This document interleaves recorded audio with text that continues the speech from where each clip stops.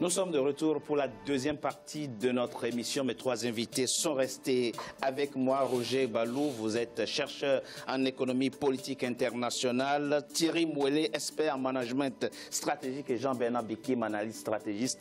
Merci à vous trois d'être restés avec moi. Ils sont une vingtaine de candidats à briguer la magistrature suprême au Libéria, mais seulement 4 sortent du lot et ils semblent connaître les problèmes dont souffrent leurs concitoyens et les solutions à apporter.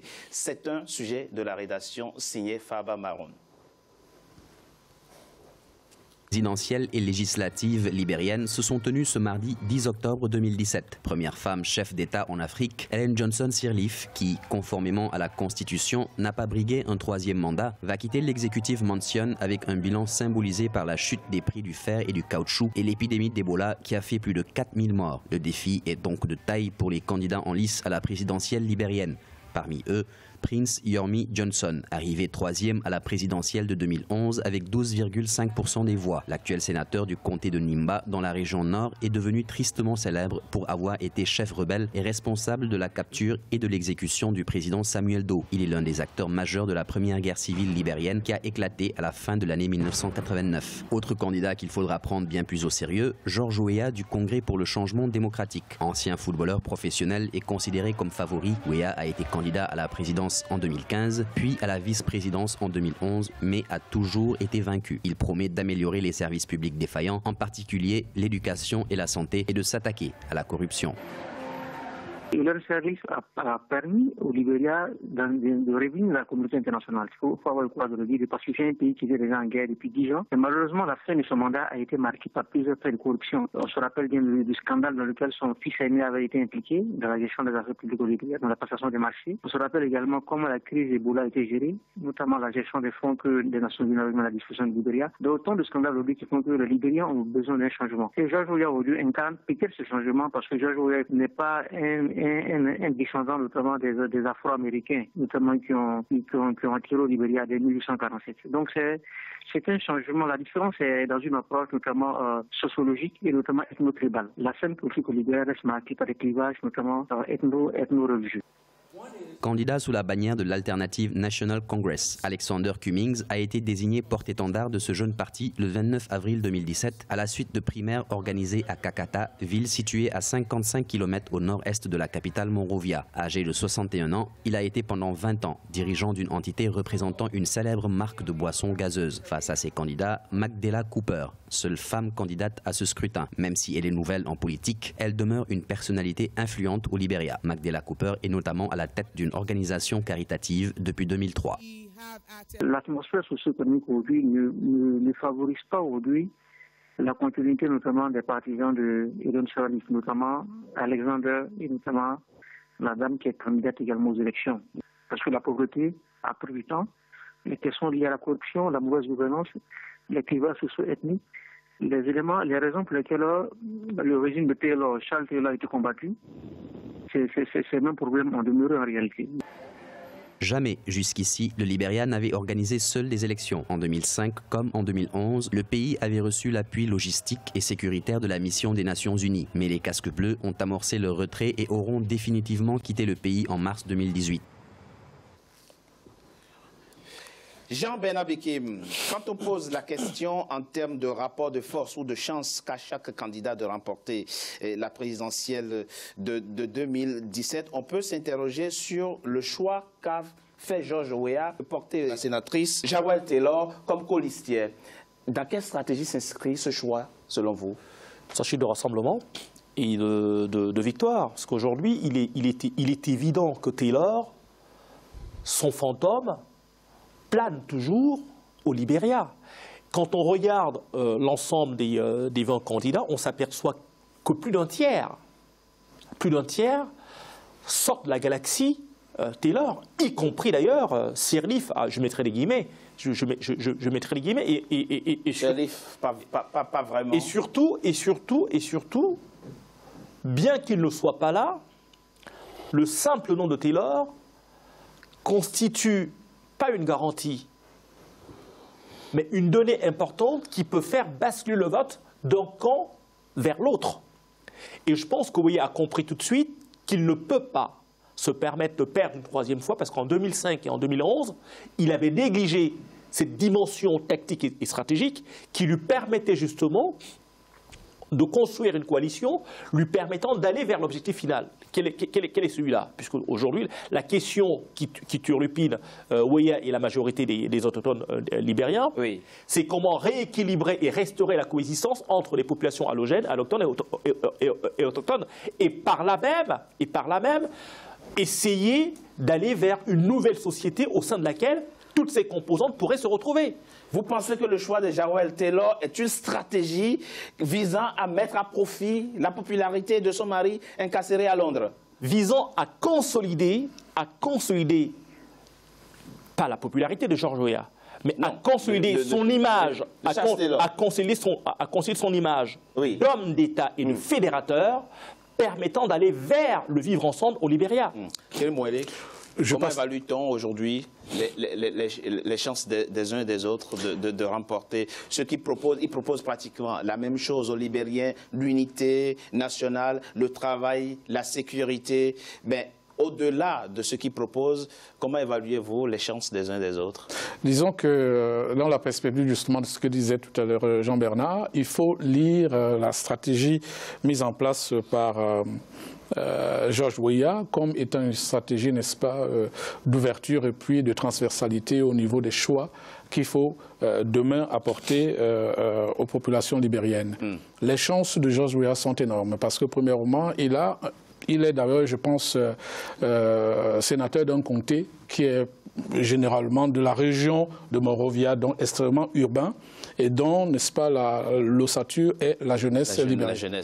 Donc, comme il a accès à la jeunesse et que la jeunesse, normalement, est en majorité aujourd'hui au niveau, n'est-ce pas, démographique, le socle du devenir du Libéria, en termes démographiques et même des perspectives stratégiques, il a toutes les chances, George Weah, d'avoir aujourd'hui la troisième fois à être la bonne. Et je pense aussi que même si on ne peut pas balayer d'un revers de la main ces trois autres, n'est-ce pas, challengers, celui que je pense être beaucoup plus proche de George Weah aujourd'hui, la possibilité, c'est Bukai, parce que quand même il y a l'expérience, n'est-ce pas, d'exercer dans les rouages d'État, il y a d'avoir été, n'est-ce pas, aux côtés de la présidente sortante, et que de l'autre côté, il connaît un peu appelons ça quoi, le politiquement incorrect qui fédère, n'est-ce pas, les populations autour de la politique en Afrique. Mais moi, je pense que George Weah a toutes les chances aujourd'hui. Il a une ossature internationale, il a une popularité interne, il n'est pas impliqué dans, n'est-ce pas, le passif douloureux et même peut-être scabreux il était étranger à tout ça. Donc, en fait, c'est un homme neuf et qui semble avoir, et il le montre, appris, n'est-ce pas, des erreurs du passé. Justement, le manque de tactique politique qui lui ont fait perdre 2 élections.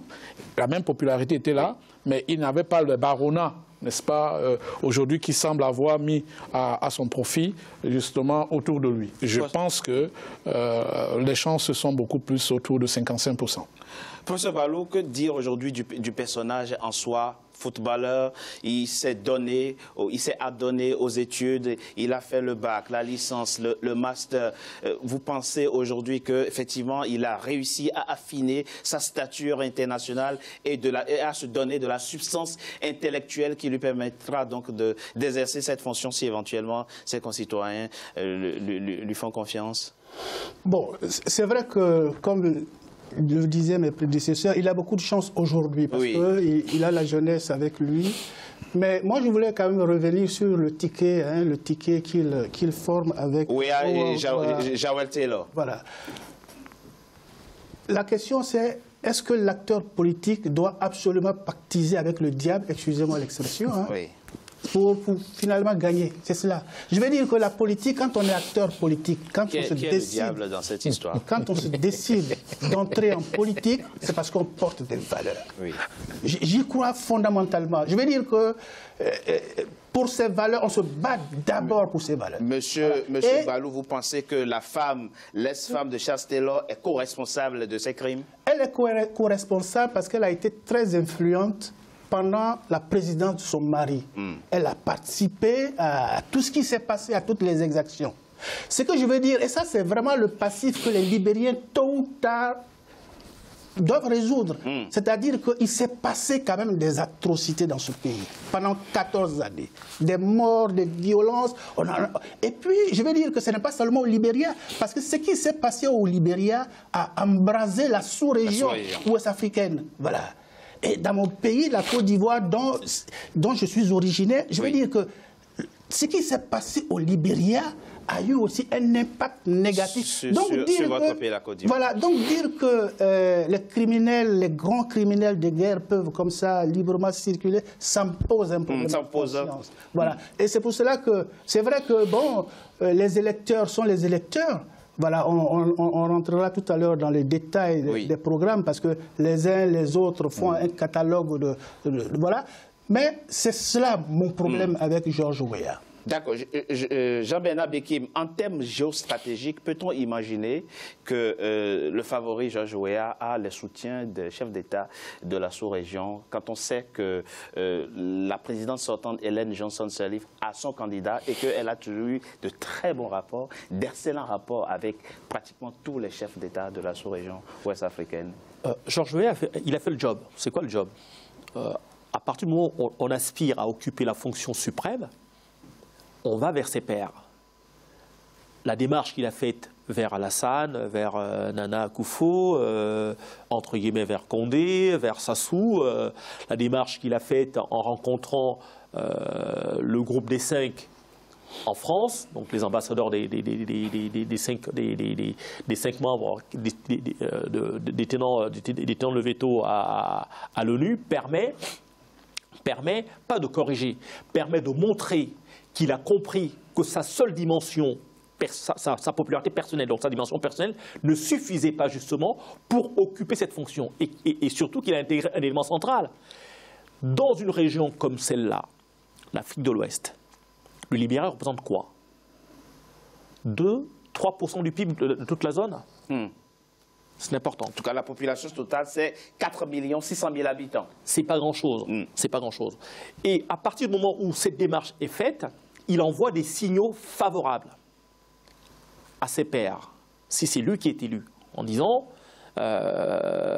il va vraiment prendre en compte les données externes et les données internes. Et quelles sont ces données externes?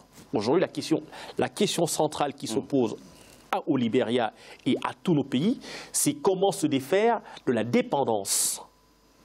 Et le Libéria a une particularité, c'est que son budget est à 70% constitué de l'aide internationale. Oui. À partir du moment où... Mais il n'est pas le seul. Non, je dis nos pays. Ça nous renvoie aux APE, au chantage des petits milliards qui sont donnés, qui ne servent pratiquement à rien, mais juste pour meubler l'espace.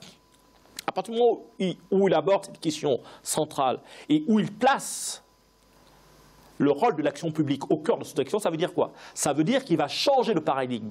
Il va tenter de muter, enfin tenter une transition entre le libéralisme et la social-démocratie. Et dans cette période qui va s'ouvrir, il va avoir une difficulté première, c'est qu'il est entouré des pays pratiquant tous l'ultralibéralisme. Et donc, pour lui, sa popularité externe permettra de corriger la position du curseur qu'il devra adopter. À l'interne. Voilà. Monsieur Balou, il se peut qu'après décompte des voix, aucun candidat n'obtienne la majorité absolue et qu'on aille au second tour. Comment imaginer le jeu des alliances dans cette hypothèse? Ça, c'est aussi l'autre particularité au Libéria, parce que ce qu'on constate malheureusement, c'est qu'il y a plusieurs candidats, parce que les petits candidats espèrent monnayer par la suite, n'est-ce pas, vous pensez seulement au Libéria leur participation, que ça se fait? voilà. Et c'est au bénéfice de celui qui a le plus d'argent. Parce que certains monnaient cela avec de la monnaie, de l'argent, d'accord, et d'autres avec des portefeuilles ministériels.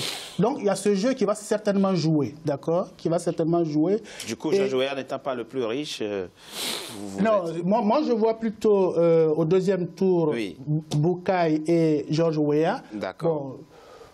Bon, voilà, donc je pense que George Weah certainement a plus d'argent que le vice-président sortant, d'accord. Ça pourrait être à son avantage, mais on verra. Qu'est-ce qui vous fait dire ça? Il a l'appareil derrière lui, il a la présidente sortante derrière lui. Est-ce qu'il a vraiment la présidente sortante derrière lui? Bon, quand on voit ses slogans, hein, son slogan dans lequel il dit « La maman a tout fichu en l'air, moi je viens pour tout réparer », et c'est ce qui explique d'ailleurs le recul de Sirleaf par rapport à lui, d'accord, et qui explique son soutien, voilà. Je ne crois pas qu'il y ait... Et puis, Sirleaf n'a pas vraiment fait campagne pour lui. Voilà. Non, mais en tant que chef de l'État, elle s'est mise en retrait pour incarner la fonction jusqu'au bout. Et de ce point de vue, elle a bien fait. Thierry Moëlle, très rapidement, avant qu'on ne finisse cette partie, que dire de la femme? Avons-nous eu au Libéria une femme présidente ou un président femme? Disons que le sexe importe peu. Nous avons un personnage politique à la tête de l'État qui a joué un rôle majeur post-crise et qui a subi pendant sa présidence plusieurs crises, notamment la crise d'Ebola, même si on lui reproche une crise comme celle-là n'avait pas de précédent. Donc on peut être très difficile à son endroit, mais on oublie une chose, c'était que tout était nouveau. Le Libéria est un État à construire, malgré le fait que c'est un vieil État qui date du 19e siècle, du 1847, mais tout est vieux et archaïque et tout est rustique. Il faut tout créer. Elle n'avait pas, je le dis encore, autre chose qu'à pouvoir laisser des balises pour la jeunesse qui va venir après. Et George Weah, aujourd'hui, incarne ce futur.